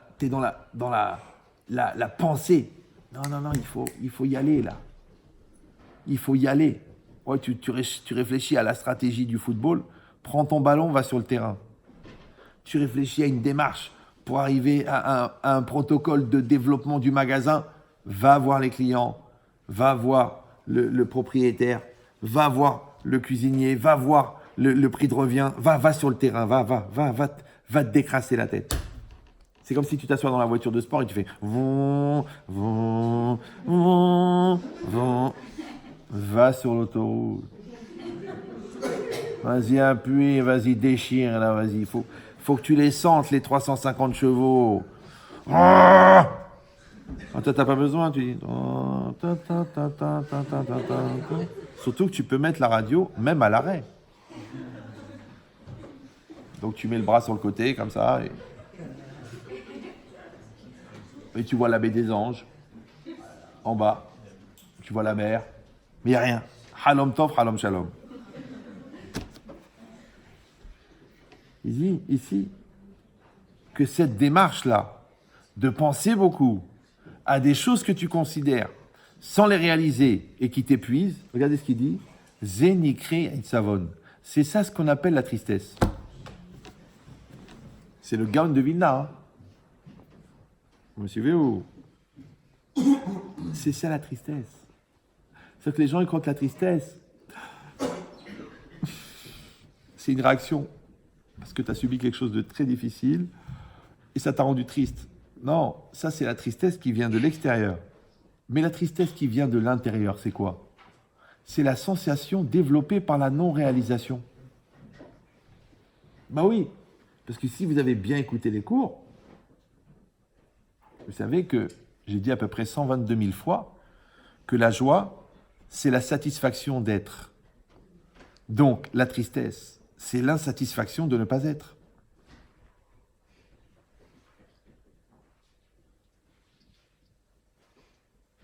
Donc, quand tu te bats avec la réalité, quand tu te bats avec le temps qui passe, quand tu te bats avec ton emploi du temps, quand tu te bats avec les obstacles, en vérité, tu es en train de devenir. Mais quand tu te bats pas, parce que c'est pas simple, parce qu'on te met des bâtons dans les roues, parce que personne ne t'aide, parce que t'es pas encouragé, parce que la situation est difficile, parce que la conjoncture est mauvaise, parce que le magasin est mal placé, en vérité, tu glandes. Vous me suivez ou non? Confirmation par texto. Donc ça veut dire qu'une personne, ouais, elle doit décider où elle va casser les barrières et elle va rentrer dans l'action ou non. Et ça, c'est un truc que j'avais lu une fois, au Canada, je crois. Ils expliquaient que quand les gens ils tombent en panne, ah oui, j'avais vu ça. Au Canada, ils ont des manteaux très, très, très chauds. Et il y en a certains qui contiennent des barres comme ça. Vous les cassez, vous les mettez dans des endroits spécialement dans le manteau et ça chauffe. Pourquoi? Parce que quand les gens ils sont à moins 20, moins 30 ou moins 50, avec le vent, ça fait moins 80. Ouais, dans la steppe canadienne, perdue là-bas, ouais, à 32 km de Khlal Khalé, ça veut dire qu'il n'y a plus rien. Et tu tombes en panne et tu n'as pas de chauffage. Quand tu vas sortir de la voiture, ouais, qu'est-ce qui va se passer? Tu vas avoir très très froid. Donc qu'est-ce que tu vas faire? Tu vas bien te couvrir et tu vas te concentrer et tu vas t'asseoir. Et tu vas arrêter de bouger. Et t'as froid, et t'as froid, et t'as froid. Et à un moment, tu commences à avoir chaud. C'est un phénomène incroyable. Pourquoi? Parce que le corps, il est fait de manière très très intelligente. C'est que quand la partie la plus épidermique est agressée par le froid, le corps, pour économiser les calories, il va cumuler le sang chaud et les calories vers l'intérieur du corps. Donc, la partie extérieure va commencer à se refroidir. Quand elle se refroidit, ça veut dire que la température, elle baisse au niveau des extériorités. Et donc, la personne, en vérité, elle commence à geler. Maintenant, vous avez tous eu cette image du gars on retrouve 8 jours après, en bonhomme de neige, mais complètement gelé, je dirais même plus, puisqu'il n'était pas préparé, ce qu'on appelle un congelé. Pour ceux qui ont lu les écrits du professeur Picard, d'accord? Qui a dit un congelé vaut mieux que Dieu tu auras. Ça vaut le petit pois. Mais l'idée, c'est quoi? C'est qu'en fait, le gars, il s'est endormi. Parce que comment on s'endort? Vous savez comment on s'endort? Pourquoi est-ce qu'après manger, on a envie de dormir? Parce que le sang, il se cumule là où vous utilisez le corps. Quand vous courez, le sang, il va dans les jambes. Quand vous réfléchissez, le sang, il va dans la tête. Mais quand vous digérez, le sang, il va dans l'estomac. Et quand l'estomac, il est rempli de sang, ça vous endort. C'est ça le sommeil d'après manger. Très très connu pour les effets hallucinogènes de la dafina du samedi matin. Ouais. Non, juste pour vous dire qu'il ne faut pas interpréter les rêves qu'on fait après la dafina, ils ne sont pas prémonitoires. Mais c'est quoi l'idée? C'est que tu t'endors. Maintenant, pourquoi tu t'es endormi en vérité? On a dit pourquoi? Parce que le sang qui était dans l'épiderme, il est rentré à l'intérieur. Donc il y a ce sentiment de chaleur. Mais en même temps que tu te sens bien à l'intérieur, en même temps, tu es en train de geler sur les extérieurs. D'accord? Et quand le froid il a pris, entre-temps, la personne elle s'endort et elle meurt gelée. Ce qu'on appelle un mort gelé. Ouais. Mais puisque le monde physique n'est que la symbolique du monde psychologique, et que le sang, la Torah dit qu'il y a Adam ou un nefesh. Le sang, c'est le nefesh. Et le nefesh, c'est le psychique. Donc quand toi, tu vas prendre ton sang et tu vas le mettre dans tes muscles, ton corps va bouger. Quand tu vas mettre ton sang dans ton épiderme, tu vas réchauffer ton corps. Quand tu vas mettre ton sang dans ton choix, ça s'appelle la volonté. Donc tu vas faire bouger les choses au prix du sang. Ouais. Parce que tu as mis ton nefesh à l'intérieur des choses, qu'on appelle en hébreu Messirut Nefesh. Tu prends ton nefesh, tu le mets.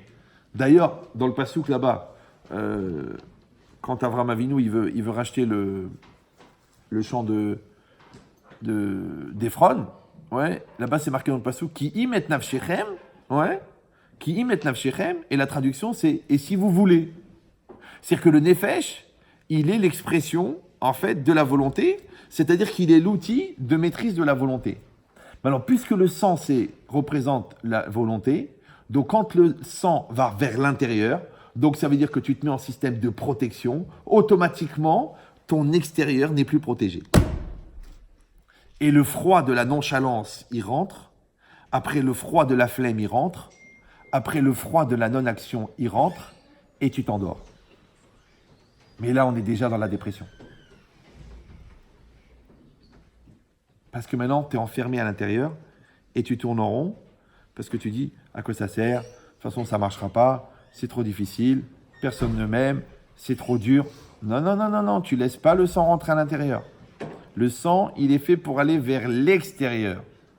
Ouais, tu envoies le sang dans ton bras. Le bras, il envoie dans l'objet. L'objet, il va sur la machine, elle produit. Tout le temps. C'est d'ailleurs pour ça que les médecins, ils vous disent il faut bouger. Et que les 3/4 des problèmes de santé parce qu'on est sédentaire, même si on n'est pas dentiste. C'est pas grave. Maintenant, la sédentarisation, c'est quoi? C'est que tu arrêtes de bouger. Et quand tu arrêtes de bouger, tu commences à te congeler. Donc, tu commences à t'endormir. Mais quand tu bouges, les muscles, ils bougent, d'accord? Quand tu bouges, tu fais bouger le sang. Quand tu fais bouger le sang, tu vas oxygéner le cerveau. Quand tu oxygènes le cerveau, tu réfléchis mieux. Quand tu réfléchis mieux, tu réagis plus facilement. Quand tu réagis plus facilement, tu agis plus. Donc, agir amène à agir. Amène à agir. Ça s'appelle le décrassage. Ça s'appelle l'action profitable. Ça s'appelle le mouvement et le secret de l'univers. Ça s'appelle Adam Oler. L'homme va. Ça s'appelle Ubechokotai Telechu. Dans mes lois, vous irez. Ça veut dire qu'on est condamné à se déplacer. On est condamné à marcher. On est condamné à aller. D'ailleurs, aujourd'hui, les médecins, ils préconisent de faire 45 minutes de marche 2 fois par semaine pour éviter les problèmes cardiovasculaires. Mais réfléchissez que quand les gens avant, qu'il n'y avait pas la voiture, qu'il n'y avait pas la trottinette, qu'il n'y avait pas le métro, qu'il n'y avait pas le RER, qu'il n'y avait pas le train, les gens, ils passaient leur vie à marcher. Tu dis, bon, Baruch Hashem, on n'a plus besoin de marcher parce qu'on est tout le temps assis. Là, c'est assis dans le métro, là, tu es assis dans la voiture, après, tu es assis au bureau, après, tu es assis dans le RER, après, tu es assis dans ton canapé. On passe le temps à être assis en attendant d'être allongé. Après, tu t'étonnes qu'on a des mal de dos, qu'on a des problèmes de poids, qu'on a des problèmes de sang, qu'on a des problèmes dans la tête. Tu dis, mais va marcher. Mais marche. Tu dis, mais j'ai pas le temps. Mais tu sais combien de temps ça prend une dépression? Tu sais combien de temps ça prend une comment ça s'appelle? Une réparation après un AVC?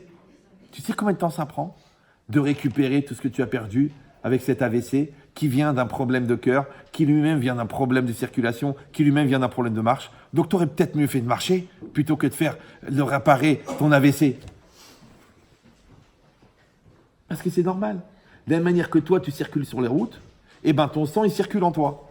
Donc quand tu ne circules pas, tu cumules un rôle qui n'est pas le tien. D'ailleurs, même le médecin te l'a dit, mais qui t'a collé ce rôle? Alors que quand tu as un bon débit au niveau des reins, ben, tu n'as pas de problème de reins. Quand tu as un bon débit au niveau du sang, tu n'as pas de problème de sang. Quand tu as un bon débit au niveau de l'air, tu n'as pas de problème pulmonaire. Donc tu as bien vu que tout est qu'une question de mouvement. Donc il y a une espèce d'illusion d'optique que la flemme repose. Alors qu'en fait, c'est le contraire. La flemme fatigue. C'est pour ça que tu vois beaucoup de gens qui sont des vrais bosseurs et qui sont bien.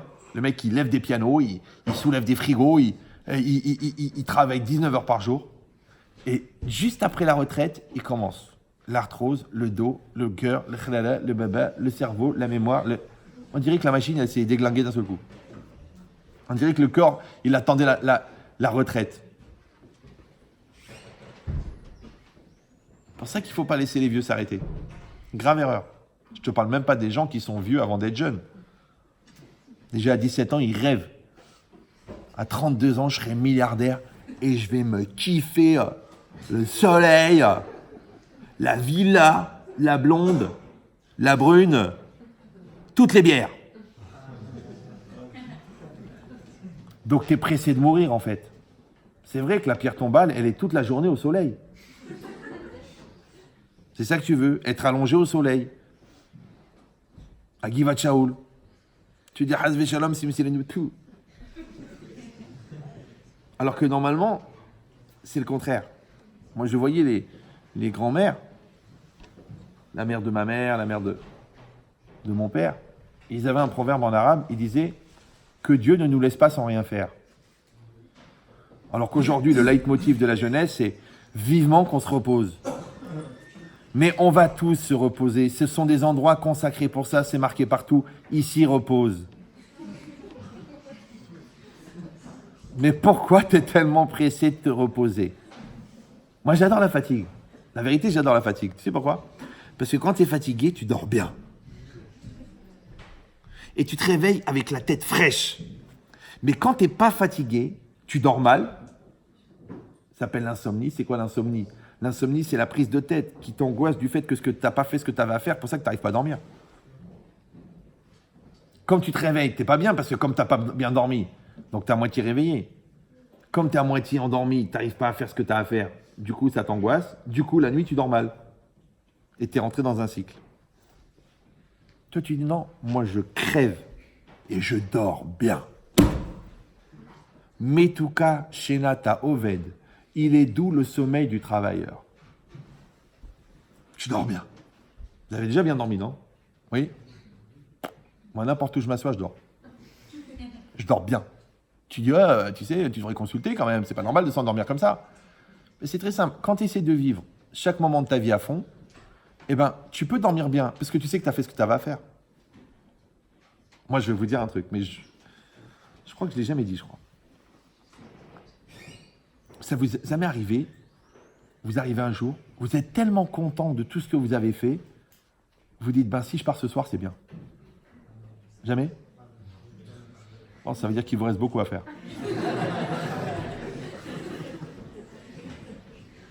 Une fois, j'ai eu ça. Non, je n'étais pas en dépression, j'étais bien. Et j'ai tellement couru, parce que j'ai fait des trucs. Des fois, j'avais cours toute la semaine dans des villes différentes. Après le Shabbat, j'avais un séminaire. Après le dimanche, je prenais l'avion, j'allais à Montréal. J'arrivais à midi. À 2h, j'avais une conférence jusqu'à 4h. À 4h, je buvais un coca. Je refaisais une conférence de 2h. Et le jour même, à 6h, je reprenais l'avion pour repartir à Paris. Je sais pas, tu vois le... D'accord? J'arrivais le lendemain matin et je prenais un train, j'allais à Aix-les-Bains pour faire une série de conférences. Après, je rentrais le matin et je faisais cours le soir à Paris. Et le lendemain, je partais à Londres. Et en revenant de Londres, j'avais un mariage et j'allais au mariage et je dansais avec le khatan. J'étais tellement bien là. J'étais bien. C'était un élève à moi. Il a fait tchouva, il se marie avec une fille extraordinaire. Il est ingénieur, il est chacham. Waouh! Je dis, si je pars maintenant. Tu dis, ah, t'es fou, je vais taper à Satan. Moi, je dis, les gens qui ont peur de mourir, c'est qu'ils sont déjà morts. Mais si tu remplis bien ta vie, bien, d'accord? C'est-à-dire que tu regardes ta femme, elle est heureuse, elle est épanouie, super. Tes enfants, ils sont éduqués, construits, sadiques, équilibrés. Tes fournisseurs, ils sont payés. Tes dettes, elles sont truquées. Ta maison, il n'y a pas de problème. Tes impôts, tout est clair, t'es clean, t'es tranquille. Pourquoi pas? Tu dis, Razvé Shalom, mais il est en train de nous proposer un suicide collectif. Mais non! Ce que je veux dire, c'est ça, cette satisfaction d'avoir fait ce que tu as à faire, c'est ce qui va faire que tu vas dormir bien. Maintenant, évidemment, Hazvé Shalom, que je ne souhaite pas aux gens de mourir, mais à un moment ou un autre, à 120 ans, tu vas t'allonger une dernière fois. Ouais. Maintenant, tu vas t'allonger avec l'arma ou tu vas t'allonger avec la satisfaction du travail accompli. Alors, je te dis un secret. Toutes les fois que tu te mets au lit, ouais, au lieu d'attendre la fin de la vie pour demander si tu as fait ce que tu avais à faire, il faut qu'avant de dormir chaque soir, tu te demandes si tu as fait ce que tu avais à faire aujourd'hui. T'as compris ou non? Donc là, tu as fait ton maximum. Tu as truqué. Moi, dans mon travail à moi, je donne le cours. Mais je donne le cours. J'ai plus de force. J'ai fini le cours, j'ai plus de force. Je vais dormir. Je dis non, je vais m'économiser. Faut gérer. Tu sais, c'est comme les joueurs de foot. Pour durer, faut s'économiser. Non, que ça sert. On ne sait même pas quand est-ce qu'on va continuer à vivre. On se donne à fond. Toi, c'est pareil. Tu fais du business. Donne-toi à fond. Toi, tu étudies la Torah. À fond. Toi, tu t'occupes de ta famille. À fond. À fond. Tu dis non, on va y aller mollo, on sait jamais, des fois que je refais ma vie, il faut que je garde des forces. Mais non! Ta famille, elle est là, ta vie, elle est là, vas-y! Donc, c'est quoi l'idée? Quand tu es dans le travail, tu es à fond. Tu rentres chez toi à la maison, tu es à fond. Tu es devant ta Guémara, tu es à fond. Tu es en train de prier, tu es à fond. Quand tu as tout fait à fond, et que c'est le moment de dormir, mais tu dors tranquille. Parce que si quelqu'un va te dire « Ah, t'as pas un peu de remords hein, tu te dis pas que quelque part, tu aurais pu faire mieux ?» Tu dis « De vérité, j'ai fait le max. » Donc, quand tu as fait le max, tu dors bien. Donc, quand tu dors mal, c'est que tu sais que tu n'as pas fait le max. Vous me suivez ou non? Maintenant, évidemment, vous avez compris que le but, c'est pas de bien dormir. Non, parce que vous allez dire, attends, il travaille pour Dunlopillo ou quoi? Mais non. Que le projet, c'est d'avoir la conscience tranquille. C'est pour ça qu'avant, les goïms, ils disaient, aujourd'hui, ça se dit plus parce que sinon, s'ils disaient ça, ils se feraient virer de la télé. Mais avant, ils disaient, les gens, en mon âme et conscience. En mon âme et conscience. Les deux. Ouais. Il faut que tu impliques ton âme, il faut que tu impliques ta conscience dans ce que tu fais. Aujourd'hui, ils ne parlent pas de l'âme et la conscience, ils préfèrent ne pas aborder le sujet. D'accord? Donc, il ne reste plus rien. Espèce de vaporisation qui survole dans un brouillard difforme une réalité non élaborée. Ce qu'on appelle en anglais « riyah ». Mais si tu dis la question, la réponse. Le problème, la solution. D'accord? La situation, la personne. Allez, on y va. T'as pas de problème. Et tu vas engendrer, et tu vas développer, et tu vas construire, et tu vas faire. Dans cette dynamique-là, il n'y a pas de place pour la paresse. Il n'y en a pas. Parce que c'est pas que c'est non productif. C'est pas que c'est anti-productif.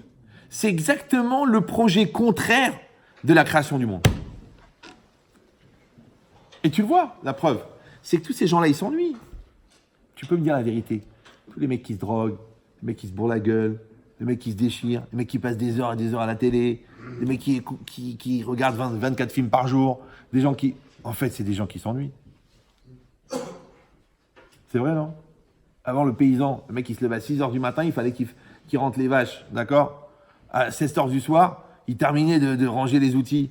Mais il tombait, le gars. Alors que là, ils n'ont rien à foutre. Ils demandent, mais sur quoi je vais déprimer aujourd'hui?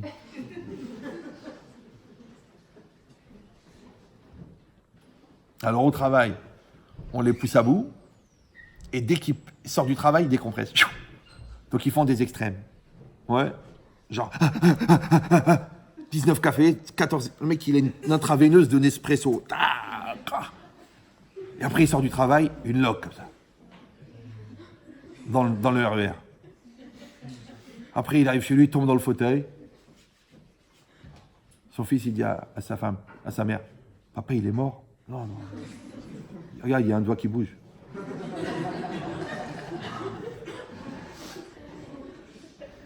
Ça a été ta journée?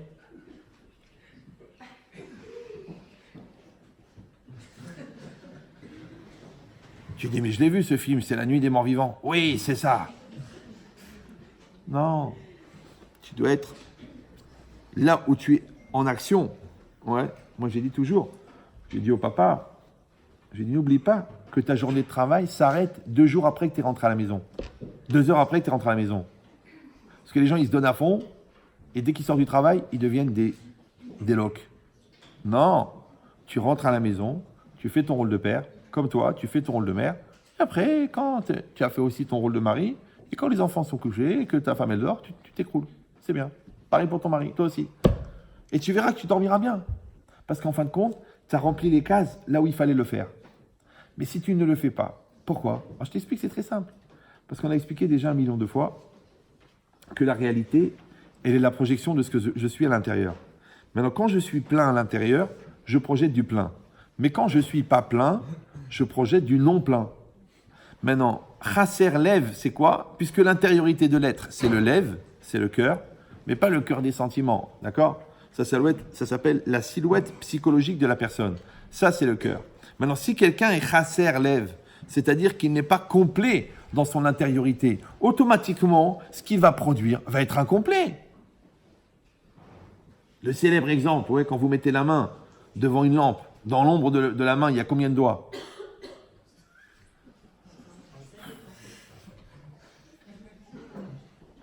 Je vais peut-être baisser le niveau. Donc je reprends. Si je mets une main devant une lampe, dans l'ombre de la main, il y a combien de doigts? Ça dépend combien il y a de doigts dans la main. Maintenant, la main, c'est la personne. L'ombre, c'est l'acte de la personne. L'acte de la personne n'est que la projection de la personne. Donc, si la personne est complète, elle produit du complet. Si la personne est incomplète, elle produit de l'incomplet. Maintenant, le gars, il s'étonne qu'il n'arrive pas à terminer d'écrire son livre, alors qu'il n'arrive même pas à finir sa phrase. il s'étonne qu'il n'arrive pas à changer de direction, alors qu'en fait, il n'arrive même pas à se remettre en cause. Donc ça veut dire que, en parallèle de la personne intérieure que tu construis, ton acte, il va s'en trouver amélioré au fur et à mesure que tu t'améliores. Le paresseux, il est chasser lève. Ça veut dire que son intériorité n'est pas complète.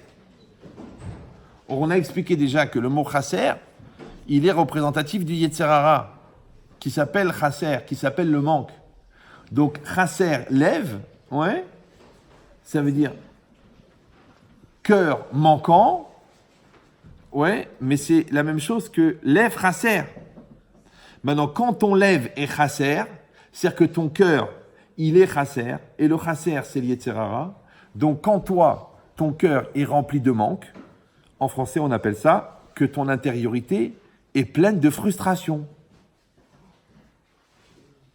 Or, la frustration, c'est le combustible du Yetzer Hara. Parce que comment le Yetzer Hara il te fait fauter? Avec la frustration. Tu sais que c'est pas cachère. Pourquoi tu manges? Parce que tu es frustré. Pourquoi tu regardes cette image dégueulasse? Parce que tu es frustré au niveau sexuel. Toi, tu es frustré au niveau émotionnel. C'est pour ça que les petits compliments qu'une autre il t'a fait, ça a fait que tu as couché avec. Mais il vient pas parce qu'il est charmeur. Il vient parce que tu es frustré. Mais si toi, tu étais bien dans ton équilibre émotionnel, tu te sais aimer, tu t'aimes, tu es bien avec toi-même. C'est pas parce que le mec il t'a fait 3 compliments que d'un seul coup, tu dois payer en nature. Je t'aime, je t'aime, je t'aime. Tu es la femme de ma vie. Je ressens quelque chose. Je te mets une musique, je te sers un verre. Attends, on dirait un protocole d'exécution. Tu sais, il découpe le col, il rase, il t'allonge. Et t'entends. Oh, tu dis, oh, il veut me couper la tête ou quoi, celui-là?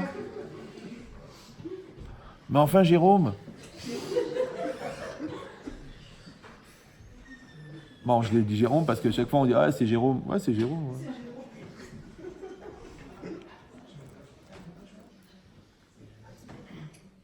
Qu'est-ce que tu veux exactement? Tu veux coucher avec moi? Non, ça va, je suis pas grossier. C'est très simple. Tu me rencontres, on parle, on se comprend, on s'apprécie, on se décide, on s'engage. On va voir nos parents. On fixe une date, on fait la choupa, on se marie, et après on fait ce que tu veux. Ah ouais, mais c'est vachement compliqué ton truc. Oui. Mais l'autre, quand on lui a coupé la tête, demande à Louis XVI qu'est-ce qu'il en pense. Il se sent raccourci quelque part. Bah c'est pareil toi. Toi si tu dors avec le gars, puis qu'après il te dit ouais c'était super mais on n'est pas compatible au niveau caractère. Bah toi aussi, tu te sens raccourci quelque part. Sauf qu'il n'a pas coupé le haut. Donc, c'est ça l'idée que la personne a dit. Je peux pas. Maintenant, quelle différence entre draguer la personne pour profiter de son corps, ouais, ou se mentir à soi-même pour profiter de sa flemme? C'est-à-dire qu'avant que tu sois le manipulateur qui va fabriquer une victime, tu es déjà victime de toi-même qui te manipule. Maintenant, que tant que toi, tu n'arrives pas à te projeter et à te regarder vivre et à te voir combien tu te moques de toi-même, combien tu n'es pas assez étranger de toi-même pour t'occuper de toi-même, combien tu n'es pas assez critique de ta lourdeur, d'accord, de ta non-réactivité, de ta non-implication. Donc, tu ne peux pas avancer. Maintenant, puisque le problème du cerveau, c'est qu'il va légitimer ce que tu vas lui donner à légitimer. Donc, si tu veux légitimer ta haine, il va développer un argumentaire. Si tu veux légitimer la solution, il va trouver une solution.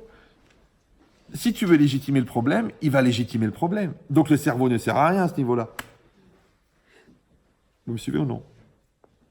Donc, tu dois servir du cerveau, mais pour réagir, pour rebondir. Rappelez-vous cet exemple extraordinaire, que j'ai trouvé d'ailleurs. C'est le triple saut. Vous connaissez le principe du triple saut? Moi, j'adore ces trucs-là, c'est incroyable. Tout le monde connaît cette série de photos. Vous savez, ils ont décomposé le triple saut en photos. Ils ont pris 100 photos et on voit chaque geste que le gars il fait pour le triple saut. Donc, le gars, il court 30 mètres, d'accord? Il tape par terre, pied d'appel, il saute. il repose un pied par terre, il ressaute. Il repose un pied par terre, il ressaute. Et là, il s'écroule dans le sable. Super. Bon, ça a l'air comme ça, sympathique et tout. Mais quand tu vas sur le terrain, allez-y, ça vaut la peine. Vous rentrez dans le stade et vous refaites le parcours que le mec, il a sauté. Et quand on vous dit qu'il a sauté 18 mètres 80, 18 mètres 80, c'est que le gars, il a fait 3 sauts de 6 mètres. C'est que quand nous, on saute 2 mètres, on croit qu'on a traversé la mer Rouge. Le mec, il a sauté 6 mètres au premier saut. Comment il a fait pour faire le deuxième? Il s'est installé, il a réfléchi, il a fait des pompes. Non, il a tapé par terre, il est ressauté 6 mètres. Tu dis, c'est bon, Kolakavod, c'est super, prends 2 mois de repos. Non! Il a retapé par terre, il a refait 6 mètres. Ça s'appelle le triple saut. Maintenant, la question la plus intelligente, à mon avis, c'est combien de temps il a passé par terre, le gars? Vous me suivez ou non? Parce que sur les 18 mètres, combien de temps il a passé à poser et à rebondir? Ben voyez, ce temps qu'il a passé à poser son pied et à rebondir, ça s'appelle en français la réactivité. Ça s'appelle en français rebondir. Maintenant, le temps que tu as passé sur le sol, ça s'appelle en français la culpabilité. Ça s'appelle le rapport à la réalité. Maintenant, tu ne peux pas réagir si tu n'as pas agi.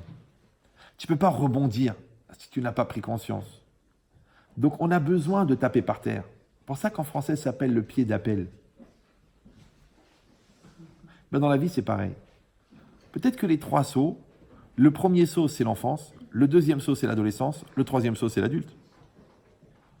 Vous me suivez ou non? Peut-être le premier saut, c'est l'école, le deuxième saut, c'est ton ingénierat, et le troisième saut, c'est la création de ta société. C'est qu'on va en faire du triple saut dans la vie. Plein de fois. Mais attention à toi. C'est très très rare, je te dis, que le gars, après le premier saut, il s'arrête, il boit un café, il fume une clope. Non, il fait le deuxième saut. Vous me suivez ou non? Toi, c'est exactement pareil. Elle est bien cette fille, elle est bien ce garçon. Tu as fait le tour de la question? Vas-y, marie-toi. Attends, on n'est pas au triple saut. C'est ça le problème. Tu dois l'argent, rends-le. Ouais, mais tu sais, je réfléchis, en plus il est bourré, puis il n'en a pas vraiment besoin. Tu vas pas rembourser, toi. Ouais. T'as l'examen dans 1 an, dans 1 mois? Vas-y, bosse. Attends, je prends mon temps, j'ai besoin de le sentir, je vais faire une année sabbatique. Oh, pas t'es en train de glander, là. Vous me suivez ou non? Ouais, le magasin, il est mal rangé, je comprends pas pourquoi je paye tous ces mecs-là. Ah ben vas-y, mais vas-y, toi. Viens dimanche et range le magasin. Vas-y, bouge. Bouge. Le client, il rentre. Vas-y, lève-toi de ton bureau, va lui vendre une jupe. Tiens, vas-y. Voilà, t'as 1000 jupes, là. Vas-y, va lui vendre. Ah, c'est pas à moi de faire ça, il y a des gens qui sont payés pour. Vas-y, toi, vas-y. D'un seul coup, tu y vas, tu crées une dynamique, les vendeurs, ils s'y mettent, le truc s'y met, même le mec du stock, même le mec du transport, tout le monde s'y met. Parce que tu as créé le mouvement. Mais le contraire, tu peux arrêter le mouvement. C'est comme ça. Ouais, c'est comme le cauchemar des vacances. Le cauchemar des vacances, c'est que les enfants, les parents, tout le monde s'assoit et ils disent « Bon, qu'est-ce qu'on fait aujourd'hui ?»« Ben, qu'est-ce qu'on fait? On meurt !» Ah, vas-y, bouge-toi, non, t'as 19 ans. Alors, va faire du VTT, va faire du parapente. Tiens, même pas le parachute, ça nous fera une activité, d'accord? Et toi, je sais pas, ben, on va faire des courses, nous on va se balader, nous on va se détendre. Vas-y, bouge. Ouais, mais qu'est-ce qu'on fait? Qu'est-ce qu'on fait? Papa, on s'ennuie. Papa, on s'ennuie. Ah, mais nous, à l'époque, j'ai envie de dire à mon père, papa, je m'ennuie, mais il me réexpliquait clairement 5 bonnes raisons de me réjouir d'être vivant. Avec les marques de son affection de chaque côté du visage. Alors, Baruch Hashem, n'a jamais frappé, Zichron Libracha. Mais il n'y a pas besoin de frapper. Il n'y a pas besoin. Un mot, pam, garde à vous. Aujourd'hui, 19 coups de Kalachnikov. Qu'est-ce que t'as dit, papa? Ah oui, c'est pas la même chose. Mais c'est quoi l'idée? L'idée, c'est que vous avez compris maintenant que l'engrenage, le mouvement, il est en même temps le problème et en même temps la solution. Pourquoi? Parce que les outils qu'on utilise ne rouillent pas. L'herbe ne pousse pas sur les rails. Les chemins qu'on utilise, il n'y a pas de mauvaise herbe dessus. Donc il y a une espèce de difficulté à mettre en branle un système, mais d'un autre côté, c'est la seule manière de maintenir l'existence du système. Donc en fait, compte, le mouvement entraîne le mouvement. Le mouvement entraîne le mouvement. C'est pour ça que tu trouves des gens à 90 ans qui sont refifs, qui courent, qui travaillent 17 heures par jour, et des gens à 22 ans qui sont fatigués, qui sont épuisés. Tu sais, c'est la jeune maman, elle vient d'accoucher de son premier, elle est épuisée. Elle va passer Shabbat chez ses parents, elle tombe sur le canapé, maman, je suis morte, elle m'a réveillée toutes les heures. Maintenant, les parents, 65 ans, 75 ans et 88 ans, ils reçoivent leurs enfants, et c'est eux qui font le Shabbat, qui passent l'aspirateur, qui découpent les poivrons pour la salade cuite, et l'autre, elle est jetée. Maman, fais-moi un jus d'orange, j'ai pas de force. Mais t'as oublié, Hamara, que ta mère, elle s'est mariée à 14 ans au Maroc, qu'elle a eu 22 grossesses, qu'elle en a gardé 14 vivants, ouais, qu'elle a eu sa belle-mère chez elle pendant 17 ans, que son mari, il a fait un accident cardiaque, elle s'en est occupée pendant 19 ans, et toi, pour un bébé, t'es morte. Ouais, mais il me réveille toutes les 3 heures. Ouais, ça s'appelle un bébé. Maintenant, mon amour, ça fait 22 ans que tu fous rien. C'est pas grave si quelques nuits, tu dors pas.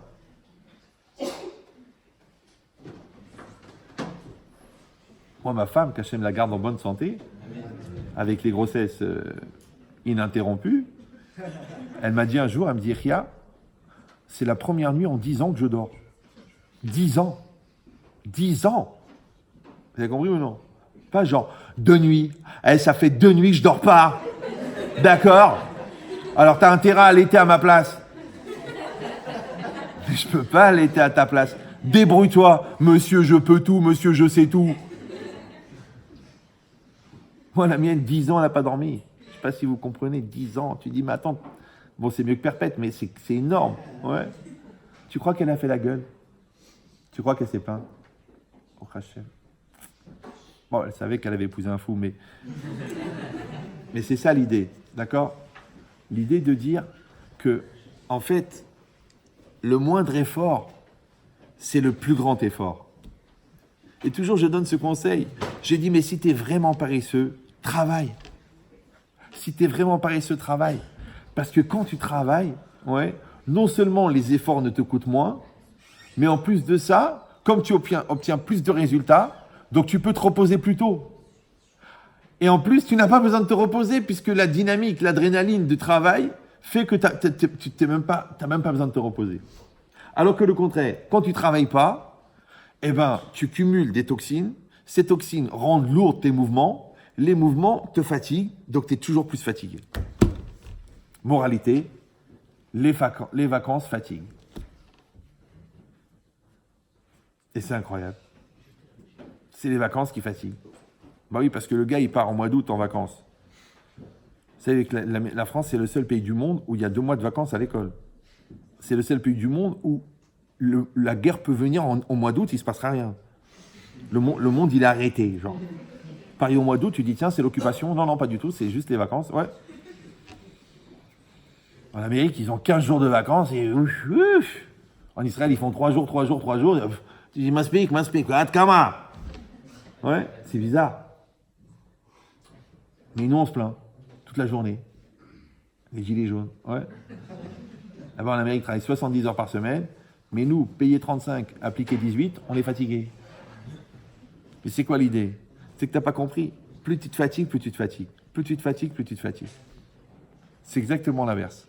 Ouais. Par contre, quand tu es dans une dynamique d'action, non seulement l'action, elle produit des résultats, donc elle te développe la simcha, donc elle t'amène la confiance en toi, donc elle t'amène le respect de toi, mais en plus de ça, elle génère des énergies. C'est un peu comme le mouvement perpétuel. C'est-à-dire que la dynamo, ouais, en pédalant, tu fais tourner la dynamo, et la dynamo, elle produit du courant. Et si tu as eu l'intelligence de brancher la dynamo sur ta cuisse, donc en pédalant, tu produis de l'énergie qui remplit ta cuisse, qui te redonne de la force pour pédaler. Ça s'appelle le mouvement perpétuel. Donc, ce qui est exactement l'inverse de la paresse. Maintenant, il faut comprendre qu'il n'y a pas de différence entre la paresse physique et la paresse mentale. Pourquoi on est obligé d'étudier la Torah toute sa vie? Toute sa vie. Ouais. T'as 10 ans, étudie la Torah. T'as 20 ans, étudie la Torah. T'as 50 ans, étudie la Torah. T'as 80 ans, étudie la Torah. Je dirais, bon, c'est bon, écoute, si c'est le mode d'emploi, c'est bon, je l'ai eu, le mode d'emploi, je sais utiliser l'aspirateur. Donc, je connais le Shulchan Aruch. Mais tu peux m'expliquer comment des rabbanim qui ont 102 ans, ils ont une tête d'une fraîcheur incroyable, et des ingénieurs qui ont 40 ans, ils n'arrivent plus à réfléchir. Pourquoi? Parce qu'une personne, elle croit que quand elle sait, elle doit arrêter de réfléchir. Mais c'est ça qui rend idiot. Parce que c'est quoi un idiot? Un idiot, c'est quelqu'un qui ne réfléchit pas. Maintenant, il y a deux genres de personnes qui ne réfléchissent pas. Les gens qui sont bêtes, les gens qui ont des principes. Maintenant, les gens qui croient savoir arrêtent de réfléchir. Ils ne font qu'appliquer des principes, ce qu'on appelle en français des spécialistes. Maintenant, le spécialiste, lui, arrête de réfléchir, puisqu'il applique ou son expérience ou ses principes. Alors qu'en fait, c'est le contraire. Le Pirkei Avot, il dit « Avou metudin badin ». Ça veut dire que soyez appliqués dans le jugement. Que si quelqu'un vous pose une question, vous réfléchissez, vous refaites tous les calculs d'après la Gemara, d'après le Shulchan Aruch pour connaître la réponse. Si le gars d'après, il repose la même question, vous ne lui dites pas « je viens de répondre à ton copain ». Vous refaites tout le calcul. Pourquoi? Écoutez bien. Parce que la question, c'est pas la réponse qui est importante. C'est que c'est une opportunité de réfléchir. De la même manière. Une expérience. C'est pas qu'il faut vite se débarrasser du problème pour avoir la solution, puisque l'expérience, c'est une opportunité d'exister. Donc si toi, tu veux vite trouver une solution, donc éliminer le problème, mais c'est le problème qui fait réfléchir, c'est pas la solution. Vous me suivez ou non? C'est pareil. Tant que tu continues à discuter avec ta femme, avec ton mari, le couple, il évolue. Mais si tu dis, bon, ben, on s'est compris, bon, on n'a pas vraiment des choses à se dire, bon, on a des habitudes qui sont prises, on a chacun sa chaîne, chacun ses revues, chacun son abonnement, chacun son rythme, bon, ben, ça va aller. Tu dis, c'est marrant, dommage, je ne suis pas mort hier. Mais, et c'est l'inverse. Chaque jour, tu remets la pâte sur la table et on repétrit. D'accord? Chaque jour, tu réfléchis au magasin comment tu peux l'améliorer. Chaque jour, tu reprends ta Gemara, tu retrouves encore un nouvel enseignement. Chaque jour, tu vois comment ton enfant, il a grandi. Donc, il n'y a pas d'habitude. Il n'y a pas de routine. Donc, il n'y a pas de destruction. Pourquoi? Parce que ça reste vivant. Ça reste en mouvement. Il dit ça, ce secret-là, ouais, c'est le secret, en fin de compte, que les gens qui travaillent plus se fatiguent moins que les gens qui travaillent moins. Tu les vois, à 84 ans, le gars, il a une pêche, il monte en haut de l'immeuble. Moi, j'ai un voisin, j'ai peur pour lui. J'ose même plus lui demander son âge. Le mec, il est en équilibre, en train de mettre des tuiles, en train de mettre une gouttière. Moi, je monte là-haut, je fais comme ça. Ouais, le gars, il a au moins 75 ans, au moins. Mais même sa femme me dit, j'arrive pas. Je lui dis, arrête-toi, il s'est blessé, il s'arrête pas. Il a mis un pansement, il est remonté au haut du chantier. Mais c'est ça qui le maintient vivant. L'autre, il fait le contraire. Vite, vite, il court, il s'assoit. Après, il arrive à la maison, il s'assoit. Et après, il va dans le lit, il s'allonge. Mais ces muscles, ils sont atrophiés. C'est les gens qui ont passé 6 mois au lit parce qu'ils ont eu une grave opération. Ils sont obligés de rééduquer. Vous savez que les vieux, à partir d'un certain âge, ils oublient, ils perdent la mémoire, ils oublient comment on fait pour marcher. Donc, vous savez, quand vous voyez des petits vieux qui marchent tout doucement comme ça, à petits pas, et qui ont peur de perdre l'équilibre, en vérité, ils oublient la manière de marcher. Ça s'appelle la dégénérescence au niveau du cerveau. Mais ça, Rabotaï, ça vient de quoi? Ça vient de la non-activité, ou alors parce que tu t'es tellement pris la tête sur des problèmes qu'en l'âge de la vieillesse, tu n'as plus assez de neurones pour les fonctions vitales. Donc, ne gaspillez pas vos neurones pour des faux problèmes. Ne gaspillez pas vos neurones pour des gens qui n'en valent pas la peine.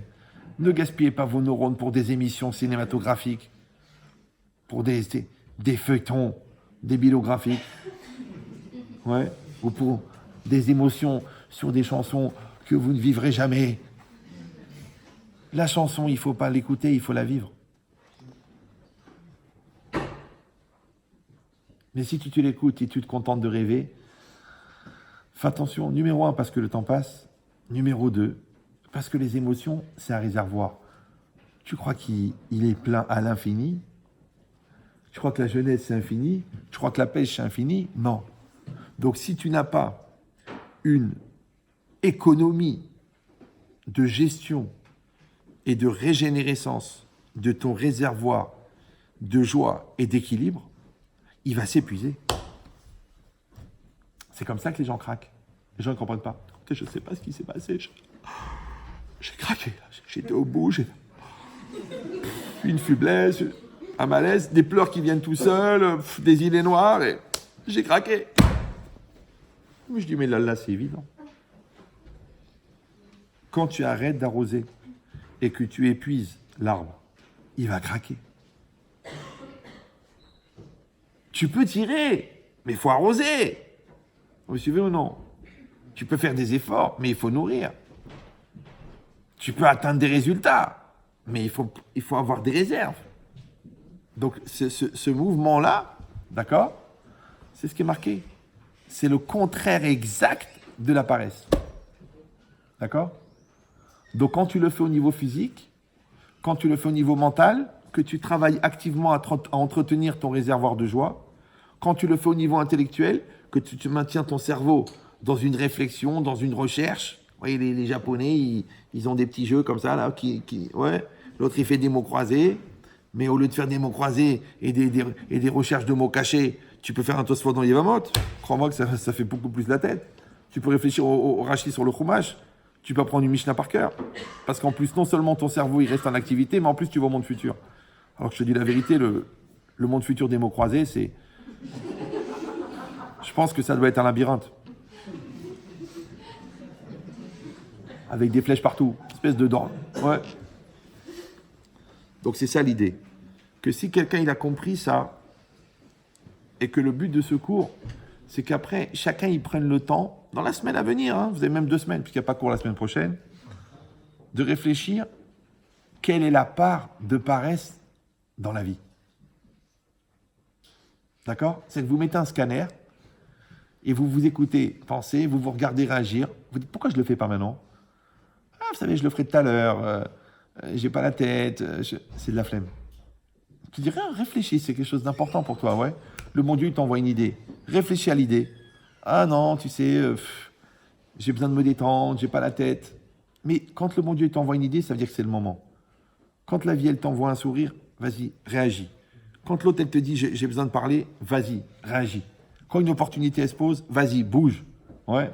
Donc, qu'est-ce que tu fais en vérité? Tu maintiens le mouvement. Et maintenir le mouvement, c'est le contraire de la négligence. Et je vous ai dit tout à l'heure que quand tu négliges, il n'y a pas d'aide divine. Pourquoi? C'est normal. Parce que ne pas négliger, c'est dire je veux. Et on a expliqué 1 million de fois que le je, c'est toi, mais le veux, il vient de l'âme. Donc, quand tu mets ta volonté dans quelque chose, tu mets Dieu dedans. Mais quand tu ne sais pas ce que tu veux, donc Dieu n'est pas dedans. Or, rappelez-vous qu'un corps, quand vous lui enlevez l'âme, il s'appelle un cadavre. Donc un projet, quand vous lui enlevez la volonté, il devient une fausse route. Il devient une voie sans issue. Il devient un obstacle. Il devient un ravin. Parce qu'il lui manque le principal. Il lui manque l'énergie. Donc non seulement il faut lutter contre la paresse, ouais, mais en plus il faut faire le contraire. Il faut devenir, entre guillemets, un hyperactif du positivisme. Et à ce moment-là, tu es pris dans une dynamique qui est tellement extraordinaire. Pourquoi? Parce que tu vois qu'en fin de compte, tu as trouvé le rythme de la vie. Tu vis avec le présent d'Hachem. Et quand tu vis dans le présent d'Hachem, Hachem, il vit dans ton présent à toi. Et ça s'appelle the bonheur. Mais si tu passes ta vie à attendre que l'événement arrive, ou de dire que j'attends la prochaine occasion de pouvoir l'utiliser, en fin de compte, tu deviens spectateur de ta vie au lieu d'être acteur. Et après, tu vois les images qui défilent, les trains qui partent, les copains qui se marient, et toi tu dis, mais attends, mais je suis encore là, moi. Mais monte dans le train. Dans ta gare à toi aussi, il y a des trains. Dans ta gare aussi, il y a des opportunités. Dans ta gare aussi, il y a des tzadikim qui t'aident à grandir. Il y a des rabbanim, il y a des gmarot, il y a des mitzvot, et il y a aussi des business, et il y a aussi des occasions, et il y a des gens intelligents. Vas-y, prends, monte dans le train. Mais toi, tu veux réfléchir. Sachez que quand tu n'as pas pris le train, c'est un autre train. Il y a d'autres personnes. Il arrive à une autre heure. Il y a des opportunités qui ont disparu avec la disparition du premier train. Donc, c'est d'autres opportunités auxquelles tu n'es pas préparé. Parce que toi, tu voulais prendre le premier train, mais tu l'as raté. Je ne sais pas si vous me suivez. Donc, quand vous avez développé cette qualité extraordinaire de la vivacité, de réactivité, en luttant contre la flemme, vous commencez, en vérité, à vivre votre vie. Hazak Obaro. Alors, je rappelle. C'est bon.